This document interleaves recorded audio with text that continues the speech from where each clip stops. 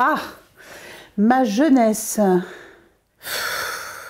Une jeunesse privilégiée, en fait. Une famille aimante, des longues vacances à la campagne, notamment chez mes grands-parents, dans une propriété agricole qui était un endroit magique, où il y avait des vaches, des poules, des canards, les foins, la nature, et puis aussi la mer, le Morbihan, chez une grand-tante, une enfance heureuse, une enfance choyée. Le déclic pour devenir médecin, à l'école biblique, on nous a parlé de deux hommes extraordinaires qui étaient de confession protestante. Le docteur Albert Schweitzer, qui était un précurseur de la médecine humanitaire, et puis Martin Luther King, le grand évangéliste qui a combattu pour les droits civiques aux États-Unis. Et ces deux personnes fondatrices, alors je me suis dit, voilà, c'est ça qu'il faut faire. Le fait marquant, il y en a eu deux. Il y a eu un séjour de médecine humanitaire en Asie, à la frontière entre la Birmanie et la Thaïlande, ça m'a beaucoup marqué. Et puis, il y a eu la première rencontre, j'avais 27 ans, avec les victimes de Servier.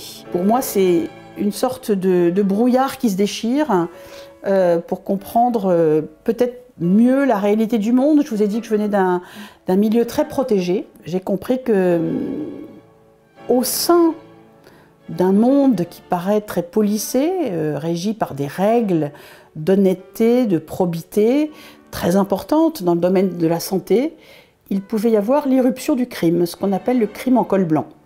Et que cela pouvait impliquer beaucoup de personnes dont on ne soupçonnait pas cette complaisance. Voilà.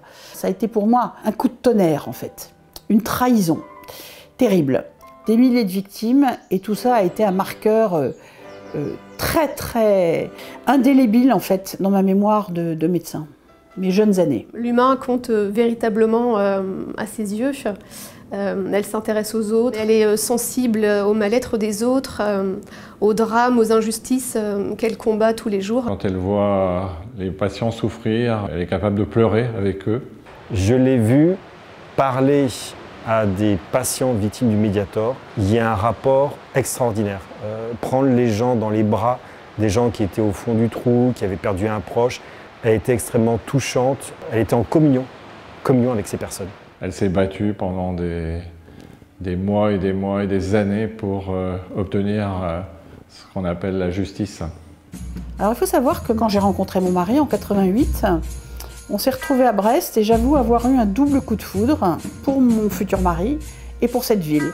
Il y avait quelque chose de très profondément authentique et j'y ai trouvé ce que j'avais perçu, c'est-à-dire une solidarité, une vie citoyenne, un endroit où élever mes enfants qui me plaisait beaucoup. J'en ai eu 2 autres, j'en ai eu 4 au total. L'affaire du Mediator, quand il a fallu la révéler, quand je me suis dit, bah là, il suffit pas d'avoir obtenu le retrait du Mediator, il faut dénoncer quelque chose qui est un vrai crime industriel. Et là, j'ai réfléchi et je me suis dit, je suis à Brest. C'est un bastion. Je suis à 600 km de Paris et je serai protégée. Et ça a été un des éléments marquants pour finalement ne pas reculer. C'est devenu petit à petit une aventure vécue avec des Brestois, notamment le docteur Yannick Joubik, mon éditeur est brestois, Charles Kermarek, et le professeur Grégoire Le Gall aussi, que je savais être engagé, être solide comme du granit. Voilà, donc petit à petit cet ancrage est devenu une évidence. Elle a porté la flamme brestoise. Alors Irène a toujours été extrêmement attachée à la Bretagne, extrêmement. On l'a vu dans le film, on l'a vu dans le reportage, à chaque fois, elle fait référence à Brest, à son CHU. Elle a été moquée au début dans l'affaire Mediator, quand on lui a dit ah mais oui, le centre de pharmacovigilance de Brest, avec des railleries de la part de certains pontes parisiens. Et Irène n'en démord pas, fidèle à ses convictions, fidèle à ses origines, fidèle à son rocher. Irène, elle sait comment fonctionne la vie, comme notre ciel breton avec des coups de gris, des averses, mais bien plus fort, des éclaircies et une beauté profonde.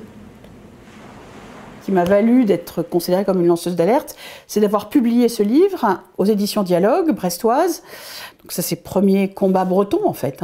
Et ensuite, il a fallu affronter les emmerdes. Il y a eu très rapidement le soutien de la population brestoise, de son maire, François Cuyandre, Pierre Maille. C'est devenu petit à petit le combat d'un hôpital, puis d'une ville, qui n'a jamais manqué l'occasion de me manifester son soutien, son appui. Et ça a été absolument nécessaire parce qu'il y a eu de fortes réactions et de contre-pouvoirs qui se sont élevés pour dire que cette affaire-là était une fabrication médiatique et protéger coûte que coûte le laboratoire Servier. Et là, effectivement, de plus en plus, on s'est rendu compte qu'il y avait une spécificité bretonne, qu'il y avait voilà, des têtes de mule et qu'il fallait compter sur le soutien des Bretons. Et c'est ce qui a marqué Emmanuelle Bercot, la réalisatrice de ce film. Elle est venue à Brest, elle a rencontré les différents protagonistes de cette affaire, beaucoup sont des Bretons, et elle a dit, mais en fait, c'est aussi un film sur cette ville, Brest, et son combat. La guerre aux méchants labos, c'est ça? En attendant, c'est eux qui nous font bouffer. J'ai besoin de renforts, de vrais pros. Les presses régionales, Ouest France, Télégramme, etc., ont fait partie des acteurs qui se sont beaucoup impliqués pour suivre ce scandale dès le début. Très important, alors que l'affaire n'était pas connue, n'était pas devenue un scandale national. Qu'il y a eu enfin une décision de justice en décembre 2023, c'était récent. La Cour d'appel de Paris a cette fois-ci enfin prononcé les peines adéquates par rapport à ce crime industriel. Servier a été condamné pour tous les délits commis. C'est un travail monstrueux, vous ne pouvez pas imaginer ce qu'elle a fait, ce dossier qu'elle a monté, les attaques qu'elle a subies, les menaces, non seulement de la détruire elle, mais des menaces également contre le CHU de Brest. Ce qui m'a beaucoup touchée, c'est que là, tous les patients, et jusqu'à aujourd'hui, à chaque fois me manifestent leur joie quand ils ont appris que justice était enfin rendue.